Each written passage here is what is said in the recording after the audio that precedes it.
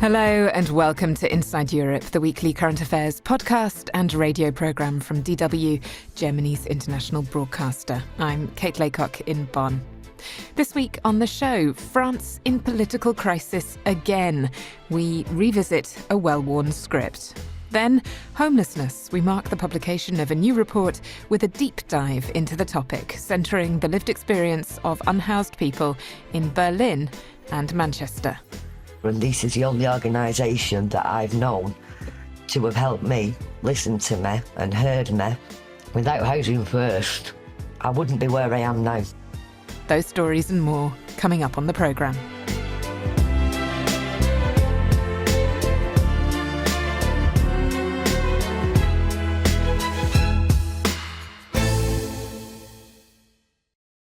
This is Inside Europe and I'm Kate Laycock in Germany. I'm going to begin the show with a big caveat this week. We record on Thursdays, so depending on when you're listening to us, you may know something that I, at this present moment, do not, namely the name of the next French Prime Minister. The last one, and there have been rather a lot over the past couple of years, was Sébastien Lecornu, and he lasted only 26 days in office before resigning, the shortest premiership in French history. So, why does this keep happening, and where on earth does France go from here? Our Paris correspondent John Lawrenson sent us this report. Bonjour à toutes et à tous, je suis heureux par l'intermédiaire de la presse. On Monday morning, Sébastien Lecornu announced he'd handed in his resignation and President Macron had accepted it. In office for just over 3 weeks, he'd finally managed to put a government together, but 12 hours later, it was all over. The latest chapter in a sorry story. France has been without an effective government since President Macron's unforced dissolution of Parliament a year and a half ago. Lecornu had, the resigning Prime Minister said, been trying to find a compromise in order to at least get a budget passed. But the necessary conditions were not in place to let the government govern. It was inevitable, he said, that it would be voted down in the National Assembly. The reason was the inclusion in this government of former Finance Minister Bruno Le Maire. The centre-right Republicans hold him responsible for letting the French debt get out of hand and see him as a traitor for leaving their ranks to join up with President Macron. So that was the end of Lecornu. Well, not quite. For many commentators, he was the last chance to try to conjure a working majority out of the hung parliament elected in spring last year. Opinion polls suggest that if parliament were dissolved and new elections held, the nationalist anti-immigration National Rally would do very well, perhaps even win a majority. This prospect seems to be concentrating minds in the centre ground of French politics. To put no finer point on it, many deputies don't want an election because they think they would lose their seats. President Macron, too, has nothing to gain from elections that could lead to a government headed by his far-right enemies. So as soon as he'd accepted Lecornu's resignation, he had him back negotiating again, struggling on to find that elusive working majority in Parliament. And on Wednesday night, Lecornu went on television to say he thought he was getting somewhere. Ce soir, ce que je peux dire, après mes consultations, c'est qu'il y a une majorité absolue à l'Assemblée nationale qui refuse la dissolution. What I can tell you tonight, said Lecornu, is that there's a majority in the National Assembly against dissolving Parliament. Not just because some fear losing their seats, but because many believe that new elections will give the same result as the last ones. And after my consultations, I believe there is a way forward, that we can get a majority to vote a budget, for example, so the President should be able to name a new Prime Minister in the next 48 hours. Un Premier ministre dans les 48 prochaines heures. What's changed since last Monday is that Macron's camp has suggested suspending the raising of the retirement age to 64. This is a major concession to the left that those in charge of the economy until now say would cost billions of euros and compromise France's efforts to do anything about the fast rising debt. It is, what's more, the only measure of any substance taken during Macron's second mandate. And the leader of the Socialist Party, Olivier Faure, when he spoke to journalists after this announcement, couldn't quite believe his ears. Au moment où nous nous parlons, Nous n'avons aucune assurance sur la réalité. At the present time, said Faure, we have no guarantee that this suspension is a reality. The best guarantee that we could have is that the left and the ecologists be called on to govern, so we could have, at last, a change of direction. Qu'il y ait un changement de cap. Olivier Faure is one of the leaders Emmanuel Macron may call on to be his next prime minister. But if a new government is announced in the coming days, it can expect a hostile reception from the radical left and especially the populist right, whose leader, Marine Le Pen, says she will no longer have anything to do with Macron's governments. Je censure tout, moi, là, maintenant. Tout. Ah, tout. Tout. Non, mais tout. I'm voting against everything from now on, Le Pen said. Everything. This joke has gone on far too long already. Playtime's over. I want Parliament dissolved or the President to resign. It's up to him which. Ou une démission. C'est ou l'un ou l'autre au choix du président. Le Pen knows that in saying this, she is expressing public opinion. Polls show 70% of French people now want new parliamentary elections and 80% want President Macron to resign. More worrying still for the president, one close political ally and former Prime Minister Edouard Philippe now says Macron should resign, while another close ally and former Prime Minister Gabriel Attal says he no longer understands what the president is doing. John Lawrenson, DW, Paris. This Thursday, the European Federation of National Organisations Working with the Homeless, FIANSA, marked the release of its 10th overview of housing exclusion in Europe. Now, Inside Europe's Laura Kabelka received an advance copy of this report and immediately flagged it up as something that we should be paying attention to here on Inside Europe. After all, in Germany alone, this is an issue that affects over 500,000 people. Laura, can I perhaps begin by asking you personally why this was a topic that you were so keen to investigate for us? Well, I guess living in Berlin, living in Germany, it's a topic that you are faced with every day. And I've looked at these numbers over the past years, and there seems to be a trend that it's always going up, which is due to different reasons. It's not only that the situation is getting worse, but also the counting methods might be getting better. But it's just such a big issue that I think we should look at it in more detail. Okay, and it's not just people that you encounter living rough on the streets who would be classed as homeless, or I think in the US, unhoused would be the terminology. Can you tell me a little bit, just so that we can sort of define terms, about the different categories of homelessness examined by this report? Yes, so the organization FIANSA came up with this typology a few years ago, and they have 6 types of homelessness there. So the first is the one that immediately probably comes to mind, which is people living rough in the street. Then you have people who are sheltered in emergency housing. And then you have also other forms of accommodation for the homeless and or institutions. But you also have more hidden forms, like sleeping in cars. But then a big number, actually the biggest, is those staying with friends and family involuntarily. And your instinct that homelessness is a really big challenge in Germany at the moment, based on what you're encountering in the streets of Berlin, it's very much borne out by the results of this report. Yes, so Germany has the largest total number reported, and it didn't really come as a surprise, but we should also look at these numbers carefully because, as I said, there's all these different categories, and some of the countries in this report might only report one kind of homelessness or 2 or 3 out of 6. It's actually only Belgium that fulfills all 6 categories and one more, which is those that are facing evictions soon. So it's really hard to compare. Actually, impossible is what the lead on this year's report said. I think it would be a really unhelpful interpretation of the report to say, like, Germany is the worst performer on homelessness in the European Union, for example. And I think we are very clear in the report that having a low number is more often an indication of not counting and maybe not wanting to count than an indication of being particularly successful in tackling the problem.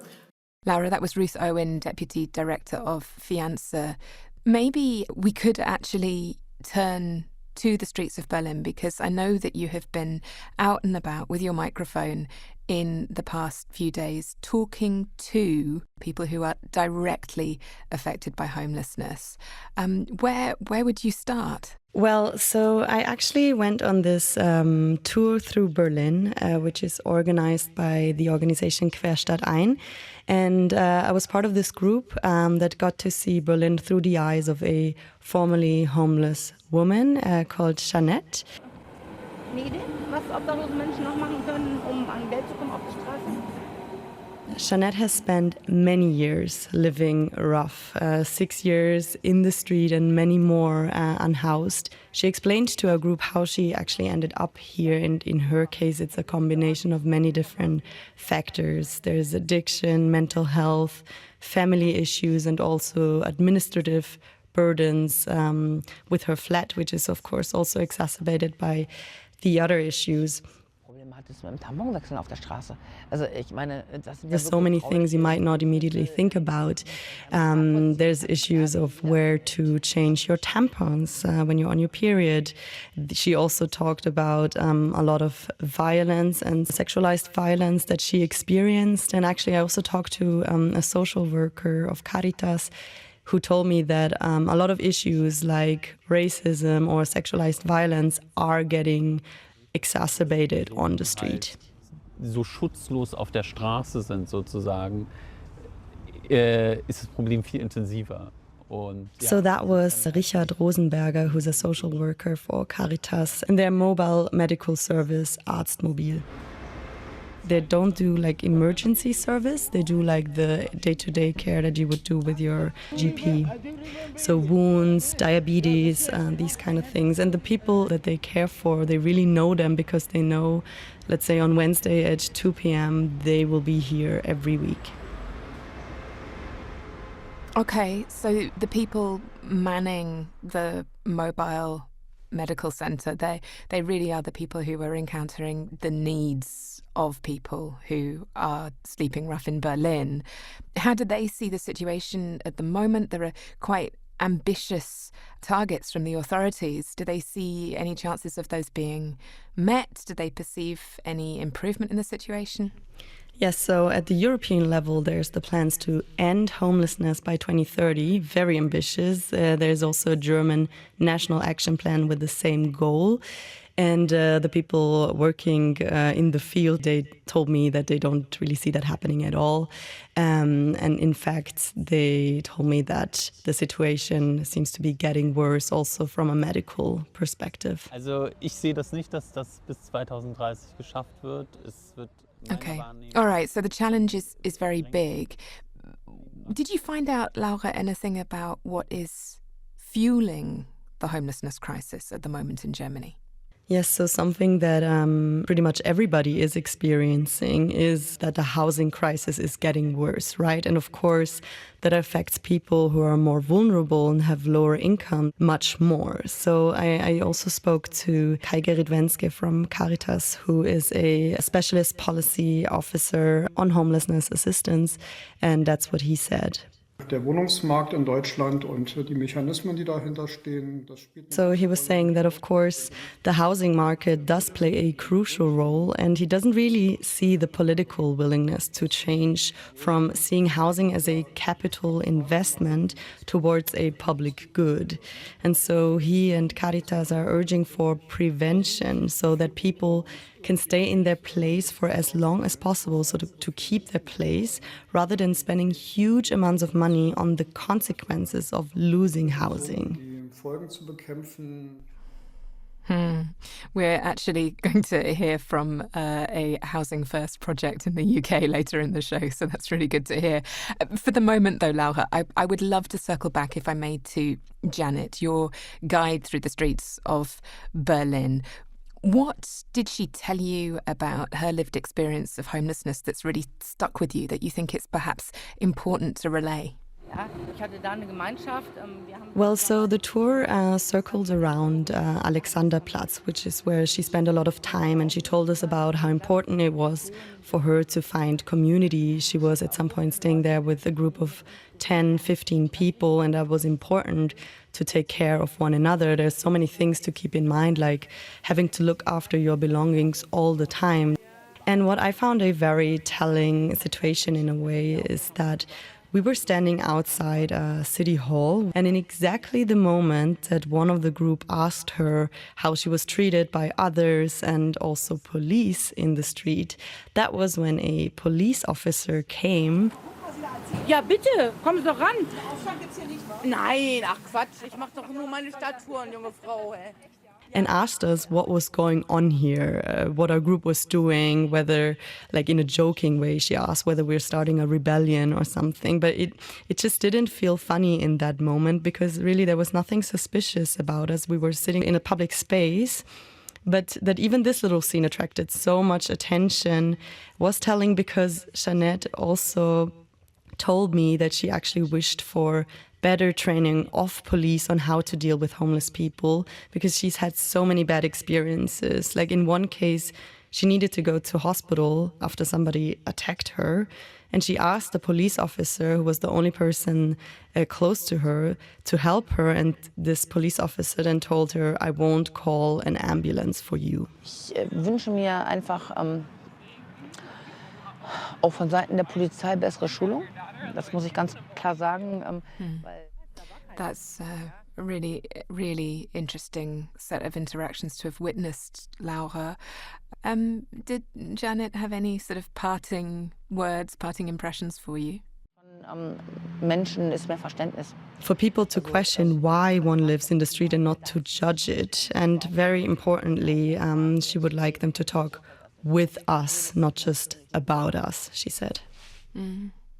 Laura, thank you so much for all the research that you've done into this topic. For listeners who are wanting to find out even more, we will be linking to Fianza's report in our show notes. But in the meantime, thank you very much to you in Berlin.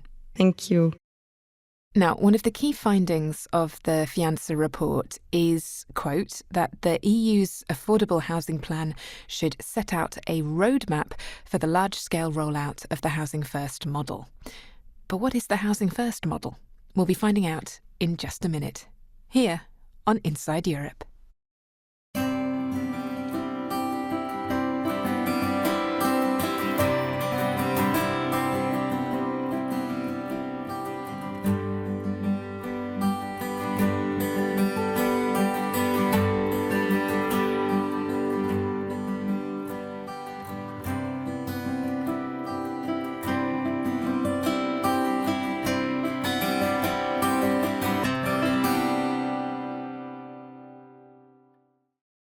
What if the solution to homelessness were as simple as giving people homes?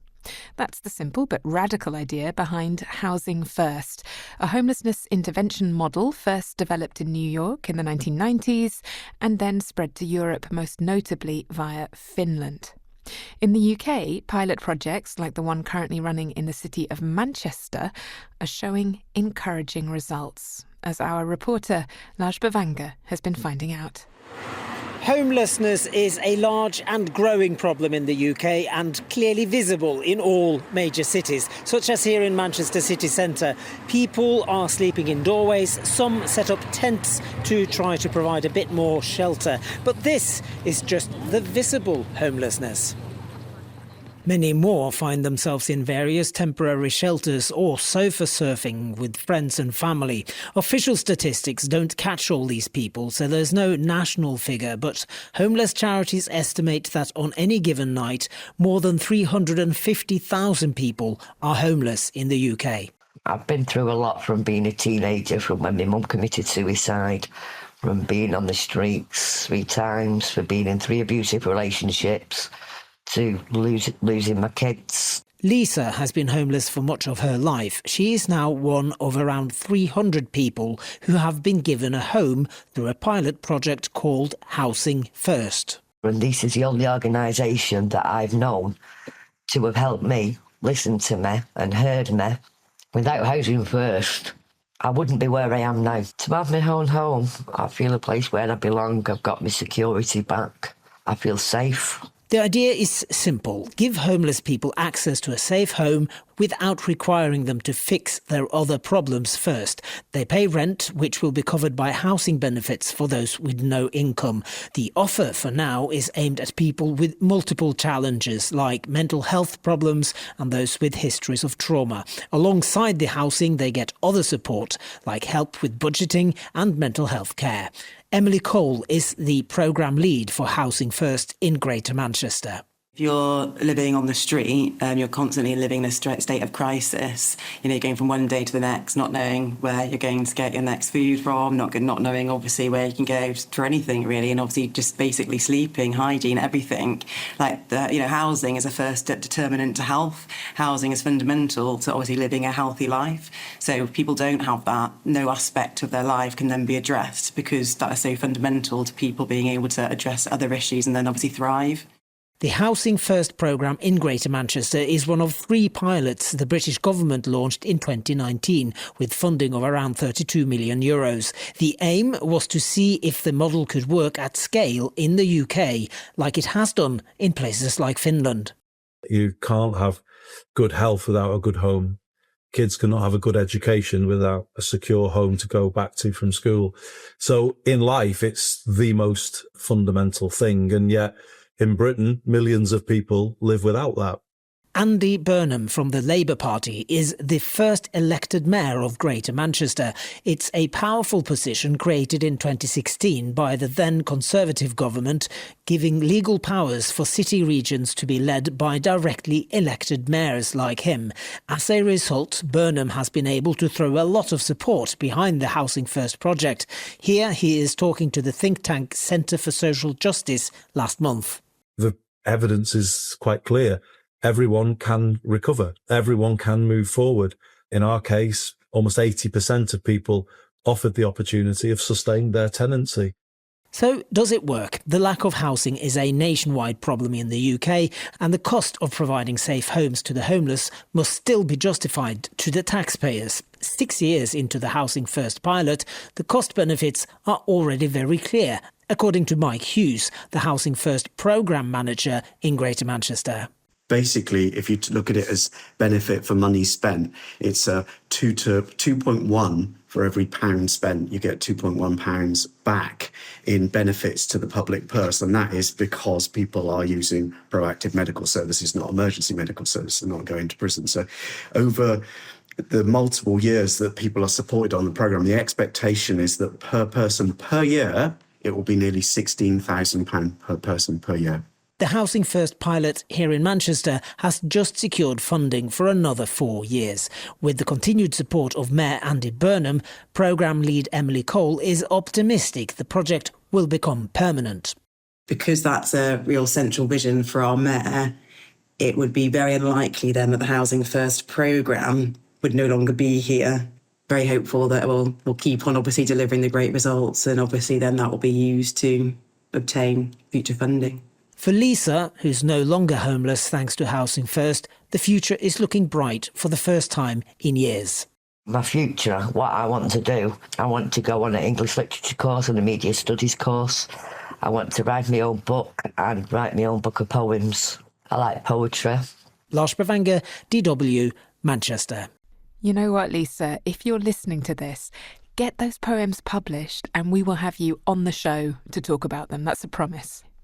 This is Inside Europe, and I'm Kate Laycock in Germany.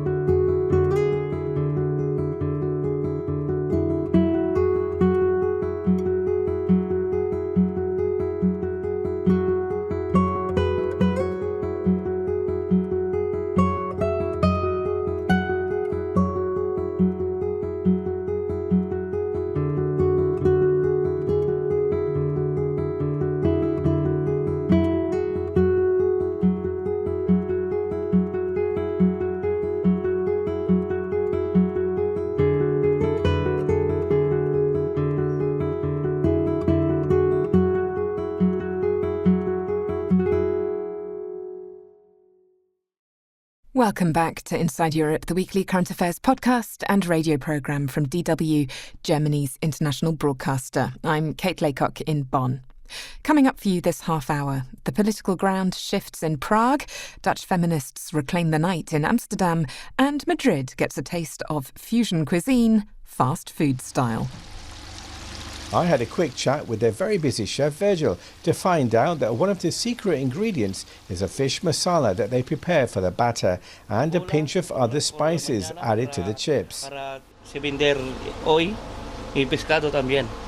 Here he's got the fryers, he's got fish in one and chips in the other, and it looks fantastic. All those stories still to come.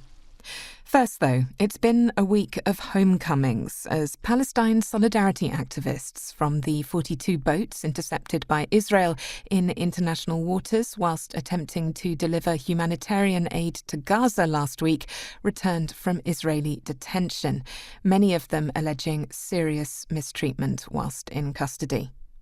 The most widely watched return was that of 161 citizens from 16 European countries to Athens International Airport in Greece. Amongst them, Greta Thunberg, the 22-year-old Swedish climate activist whose welfare had been the subject of international concern following reports by other activists that they had witnessed her being dragged by her hair, beaten and wrapped in an Israeli flag. Israel denies the claims and insists that all the detainees' legal rights were upheld. DW's Sophia Kleftaki was at Athens Airport on Monday to witness the arrivals and to hear from the activists themselves. She described to me the atmosphere in the airport once the crowd of supporters greeting the activists understood that Greta would soon be walking through the arrivals gate.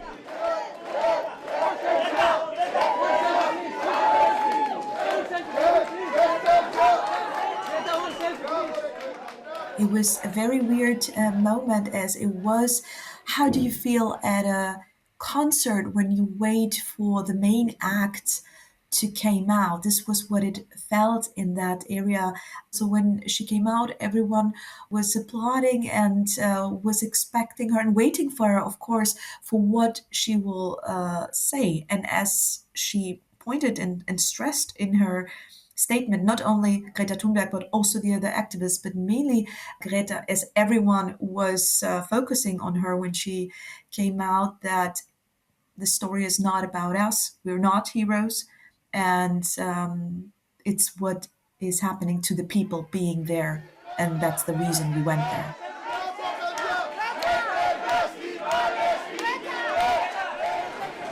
And I could talk for a very, very long time about our mistreatment and abuses in our imprisonment, trust me, but that is not the story. We had the right to deliver this humanitarian aid, but it's not about our right to deliver it. It is about the Palestinian people's right to receive this humanitarian aid and to welcome whoever they want on their land. The voices of Swedish activist Greta Thunberg there and German activist Judith Scheidt, both saying very clearly, Sophia, that the story shouldn't be about them, it should be about Palestinians in Gaza, where a recent UN report has found that genocide is taking place. Israel, of course, denies those claims.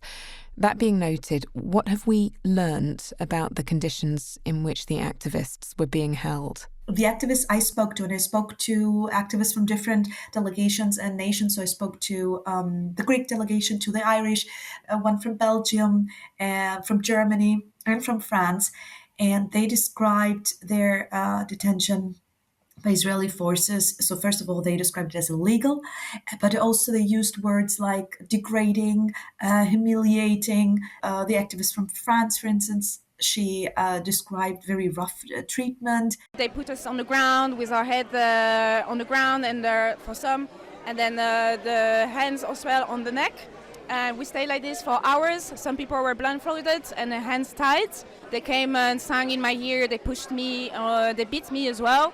But I have to tell you here, Kate, that this was not something that everyone reported. So from the Greek delegation, I didn't have this report, which is interesting. So we're talking about different experiences depending upon which activist you talked to. What did they believe was the reason for the differences in their treatment? So several activists believe that their nationality or their Arab names have influenced on how they were treated. They were treating clearly the people that were not white and the people also that were clearly from Arabic descent. They were treating them even harsher.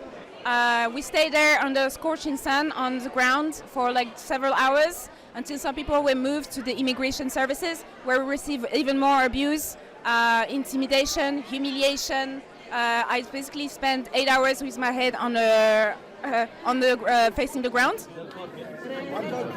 Fiona Aliosi-Michel from the Flotilla's French delegation there.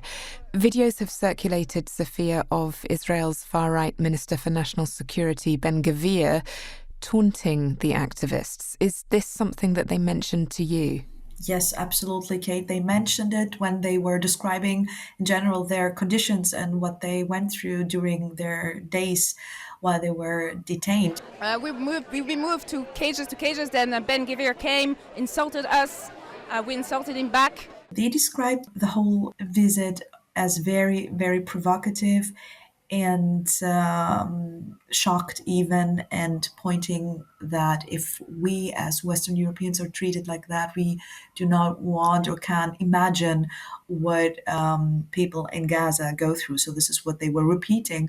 We always knew that there were people fighting out there for our release, so that was our hope and that was our privilege. So just try to imagine how they are treating Palestinians and read. It's well documented. Try to understand how they are treating Palestinians when they are treating people with Western passports like this. What's Israel saying about these videos? What's the official explanation for the visit? As from my information, there was no official comment from Israeli authorities on the exact purpose of this visit of Ben-Gvir. And also, most importantly, they denied on mistreating activists like Greta Thunberg. So this was denied by the Israeli authorities. Just to bring it back to the airport in Athens, Sophia, you were there with other journalists watching the activists arrive. Now, I understand that depending upon their nationality, their reception, their interactions with the representatives of their respective embassies was rather different. Yeah, absolutely. The embassies received them in a separate area where we didn't have access. But what they told us, what the German delegation told me, is that as they didn't have phones because they threw their phones in the water, the German embassy gave them the opportunity to call the relatives and inform them. But there was no other support. So they were practically at the airport until Monday, very late, until 8 or 9, and trying to organize where they will stay the night, and also, more importantly, how they will fly back to their home countries, so to Germany in that case. So this is something they had to organize by themselves. This is a huge difference, for instance, if we compare on the Irish treatment, where everything was organized as they were telling us. So yeah, there was a difference in handling from the different embassies of the countries, and handling not only the support by arrival in Athens, but also what happens next. Sophia, thank you so much for talking to me. Thank you so much for having me. DW's Sofia Kleftaki was speaking to me from Athens. For the latest on further activist releases and the ceasefire deal in the Middle East, follow DW News or download DW's Breaking World News app. Time now for an update from Czechia, otherwise known as Czech Republic, where Andrej Babiš, the billionaire businessman who leads the populist ANO party, is busy putting together a coalition government after winning elections last weekend. It's a triumphant return to power for the 71-year-old politician who first served as Prime Minister between 2017 and 2021. He's now due to replace the heavily pro-EU, pro-Ukraine centre-right coalition. So, What will his second administration look like? And what will the consequences be for the rest of Europe? Rob Cameron reports from Prague. It wasn't the normal entrance by a politician who's just won an election. But Andrej Babiš is not a normal politician. He arrived at the headquarters of his ANO party, holding aloft a Bluetooth speaker, blasting a remix of the 1981 hit Sarà perché ti amo, or Maybe It's Because I Love You, by the Italian pop trio Ricchi I Poveri. The song continued inside the hall, where Babiš addressed supporters and the media on what was a convincing victory. ANO will now command 80 of the 200 seats in the lower house, up from 72 4 years ago and way ahead of anyone else. But that's not enough for a majority, of course, and he's now forming a coalition with two smaller Eurosceptic conservative parties. Babiš had sought to distance himself from the fringes of Czech politics in the final days of the campaign, and he was asked about this by the New York Times. Allies had worried that your election would mean that Czechia would be a less reliable partner in the EU and NATO. Is this why you seem to distance yourself from politically extreme parties toward the end of the campaign? Thank you. No, your problem that you are just copies the lies from Czech journalists, you know? I spoke with Trump 5 times. I was in Pentagon, I was in FBI, I was speaking to chief of CIA. And you know the result of this discussion? She told me, you are right, tell it to President Trump. He don't hear to us. Believe me. I have been prime minister, and we have been in government before, and we have excellent results. So, I mean, it's very clear, and we are for Europe. And look at Europe, what is happening. We want to save Europe, we want to win next elections, and we are clearly pro-European and pro-NATO, of course. But while Mr. Babiš has firmly ruled out holding referendums on leaving the EU or NATO, he has said he wants to at least re-examine the successful Czech ammunition initiative for Ukraine. And there could be headaches ahead for Brussels too. Well, I see this as an ideological thing. This is Petr Matzinka, long-time spokesman for former President Václav Klaus, one of Europe's most prominent climate change skeptics, taking me out for a spin a few years ago to talk about his opposition to 30-kilometre-an-hour speed limits in Prague. All revolutionaries or totalitarians in the past, they always wanted to, if they wanted to control the people, they wanted to control their transport. You know, Petr's now the head of the newest party in Parliament, Motorists for Themselves, soon to be one of Mr. Babiš's coalition allies. And it's on the environment that his new Eurosceptic government, also featuring the anti-immigrant SPD party, will likely speak with one voice. Senior figures within Mr. Babiš's party have said within hours of appointment, the new Czech government will formally notify the European Commission that it will not implement the new emissions trading scheme, a key part of the EU's Green Deal. That directive is legally binding, and non-compliance could lead to daily fines and court proceedings before the European Court of Justice. But there could quickly be clashes within the new coalition, with so many alpha males, notably Tomio Okamura, the half-Czech, half-Japanese leader of the far-right SPD. Jiří Pehe is a veteran political analyst. To be in the government with someone like Tomio Okamura, who is totally unpredictable, and the man of the same of the ego of the same size as Babiš, will be very difficult. If one works with 3 parties that are all basically based on very strong leaders, and there is no internal democracy in those parties, it will be an extremely difficult job to keep a government like that together, because any small skirmish may turn into a huge confrontation immediately. Some observers bristle at predictions the Czech Republic will quickly follow Viktor Orban's Hungary or Robert Fico's Slovakia into illiberal isolation. There are firm constitutional boundaries here and a popular pro-Western president. Babiš himself is no ideologue, and Czechs are pragmatic and most of them suspicious of Russia. But certainly this new Eurosceptic Conservative administration marks a change of course for Czech politics. Of that, there can be no doubt. For DW, this is Rob Cameron in Prague. There are uncertainties about the Netherlands' future political course too at the moment, with elections looming at the end of the month. One event which has been shaping the political debate in recent weeks is the murder of a 17-year-old Dutch girl known as Lisa.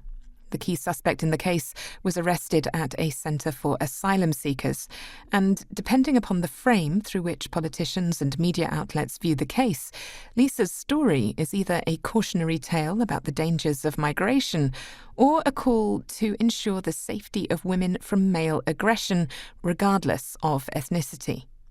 Amsterdam-based reporter Fernand van Tetz has been digging deeper into these two framings and into an attempt by Dutch feminists to reclaim the night. Across the Netherlands, in stations and along highways, blue billboards have sprung up over the past few weeks. The bold yellow text reads, "We demand the night." The ubiquitous signs are the result of a campaign which was started after the horrific murder of a 17-year-old girl, known in the press simply as Lisa, as she biked home alone after a night out in Amsterdam. In tandem, nighttime bike rides have taken place across the country, with women demanding the right to be out at night in safety.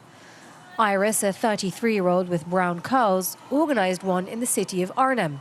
More than 150 women participated, their bikes decorated with fairy lights. The atmosphere was gezellig, or cozy, she says. Ja, het was echt heel erg gezellig. En ik vond het vooral ook erg leuk. It was cozy. What I really liked is that people are, of course, angry, but at least in Arnhem, we want to use that anger for something positive. So, no angry feminist stigma, but we are all people. Zeg maar gewoon, we zijn allemaal mensen. Today, Iris is in Amsterdam to urge the city to take female safety seriously. She's part of a black-clad female battalion reminiscent of the Netherlands' most famous painting, The Night Watch by Rembrandt. Their leader is dressed in a black hat, white collar, and a purple-red sash, like Captain Van Kok, the company's leader. They've renamed themselves the Krachtwacht, or Power Watch. She hands over a sword with the words "Stop Violence Against Women" to the city's deputy mayor. Morgen de Krachtwacht. May the Power Watch remind you that by day and night, in your actions and advice, without safety for women, the city will know no shine, nor freedom. The city of Amsterdam has already promised to invest €6 million to make the city safer for women, says Deputy Mayor Melanie van der Horst. We're working on making it even safer for women in the public space. We're looking at it in a different way because the design of public space currently is aimed at men, and we're trying to turn this around. But it requires a lot of patience. The protests are not just about public safety, but also the danger women face at home. A woman is killed in the Netherlands every 8 days, the majority by their partner. In the wake of the protests, the issue is more present on the political agenda than ever before. The King recently mentioned femicide in his annual speech to Parliament, a first. But Lisa's murder is also fueling something else: fear of asylum seekers. The murder suspect was living in an asylum centre. Far-right politician Geert Wilders uses that fact to fan anti-immigrant sentiment. People in the Netherlands are fed up with political games being played while they themselves are less safe every day in this country. They don't let their daughters go out on the street anymore. But behind their garden or near their school there's an asylum centre being built. The police do nothing. That poor girl of 17 was killed by someone who was living in an asylum centre. Wilders claims asylum seekers are more likely to be criminal suspects. Researchers at the Ministry of Justice, however, paint a more nuanced picture. I'm Sana Noyon. I'm a migration researcher at WODC with a focus on asylum seekers and criminal behavior. Now, among all the suspect registrations for asylum seekers, 1.5% was a registration of a sex crime. For the whole Dutch population, 1.3% was a sex crime. So that is really quite comparable, and that doesn't even take into account yet the fact that there are so many men among asylum seekers. Men make up more than 70% of the asylum seeker population, and they're mostly young and poor. Their most frequent crime is shoplifting. I think in general, the question that you should ask is it a fair comparison? Are you comparing like to like? A few years ago, some of my colleagues actually did a comparison between asylum migrants and the general Dutch population, in which they controlled for relevant background factors, such as gender, age, socioeconomic status. And they found that if you take those factors into account, there's no difference in criminal behavior between asylum migrants and other people living in the Netherlands. Liz has joined the Dolominas for the first time today, and she's worried that Lisa's death is being abused. Yeah, I came because I think it's really important that we make a clear sign, that we demand more from the politic and from the community in general to protect women, and to do that especially not by throwing migrants under the bus, but by talking honestly about where violence is coming from and what we need to do to stop it. It's not coming from foreigners, it's coming from men, from Dutch men, from primary partners of women. Fernand van Tetz, DW, Amsterdam. A quick reminder of our feedback address, insideeurope@dw.com. I'm Kate Laycock in Germany. You're listening to Inside Europe.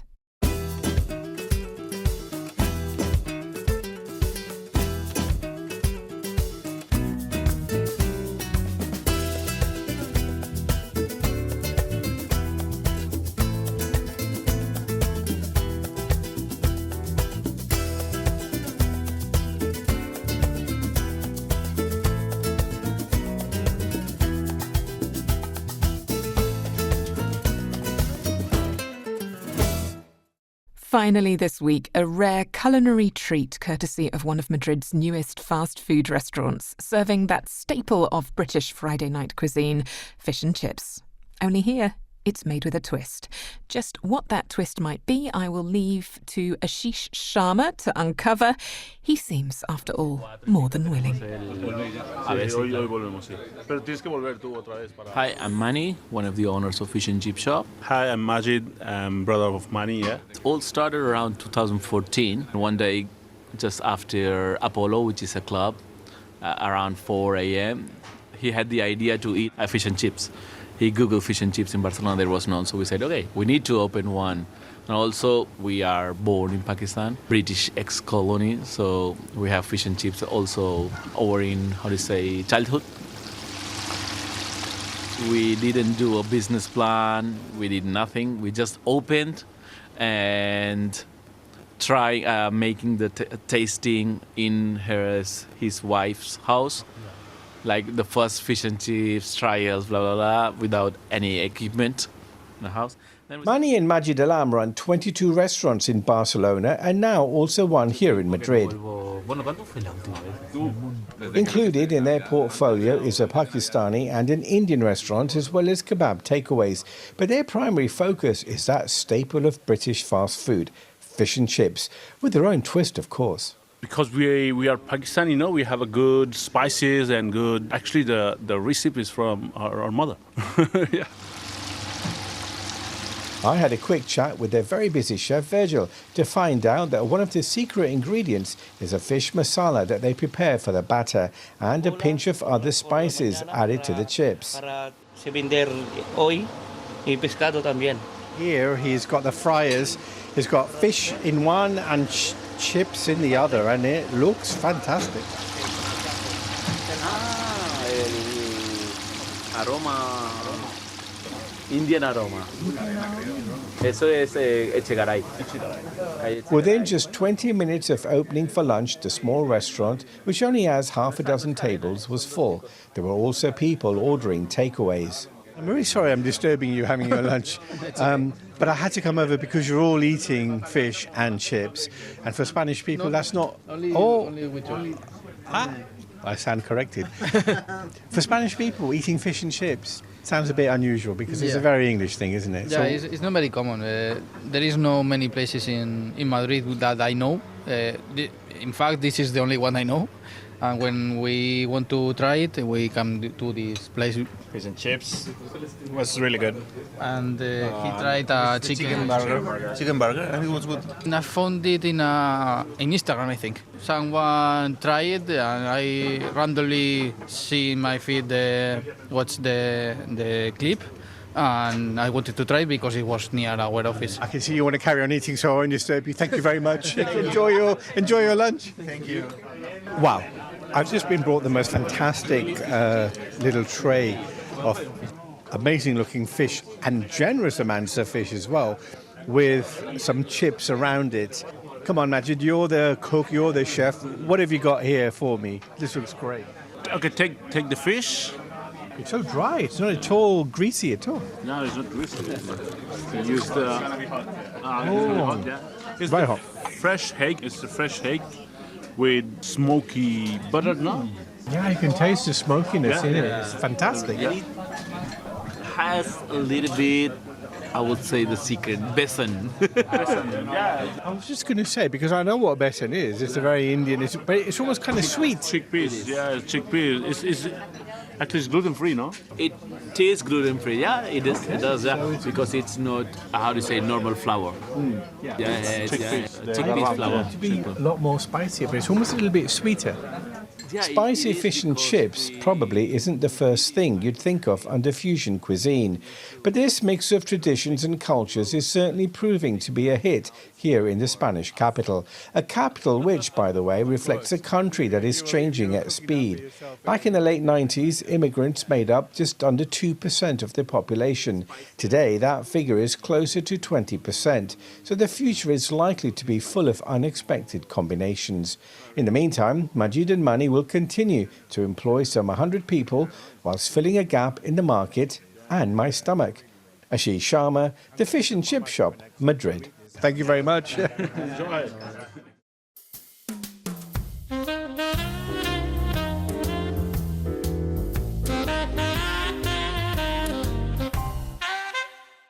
We have more Euro cuisine for you over on our Spotify poll this week.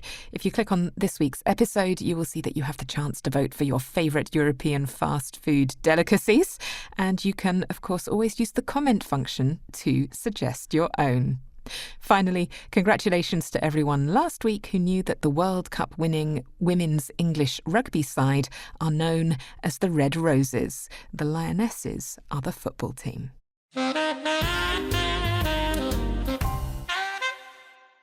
We have a literature special coming up next week, so time to brush up on the latest Nobel laureate in literature. He is Hungarian. And another tip, if you enjoy Inside Europe, then I am confident that you will also enjoy The World, the Public Radio International news magazine from PRX and GBH. As you may be aware, US public radio is going through a really tough time at the moment, but The World keeps on delivering quality radio featuring stories from all around the globe. It is highly recommended, and I say that as a listener. This programme was produced by me, Kate Laycock, and Laura Kabelka. Our sound engineers were Natalie Wittmann and Simon Berghahn. Inside Europe comes to you from DW in Bonn.